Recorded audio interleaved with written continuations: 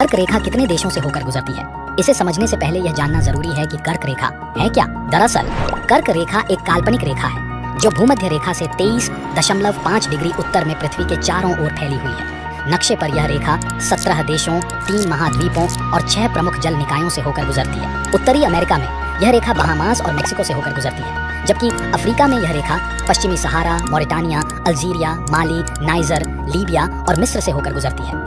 इस महाद्वीप में यह रेखा सहारा के विशाल रेगिस्तान से होकर भी गुजरती है। एशिया में यह रेखा ताइवान, चीन, म्यांमार, बांग्लादेश, भारत, ओमान, संयुक्त अरब अमीरात और सऊदी अरब से होकर निकलती है। भारत में कर्क रेखा 8 राज्यों को पार करती है: गुजरात, राजस्थान, मध्य प्रदेश, छत्तीसगढ़, झारखंड, पश्चिम बंगाल, त्रिपुरा और मिजोरम। यह रेखा कुछ प्रमुख जल निकायों से भी होकर गुजरती है, जैसे अटलांटिक महासागर, लाल सागर, हिंद महासागर, ताइवान स्ट्रेट और प्रशांत महासागर और मेक्सिको की खाड़ी। इसलिए जब नक्शा देखें तो इस लाइन यानी कि कर्क रेखा को नजरअंदाज न करें।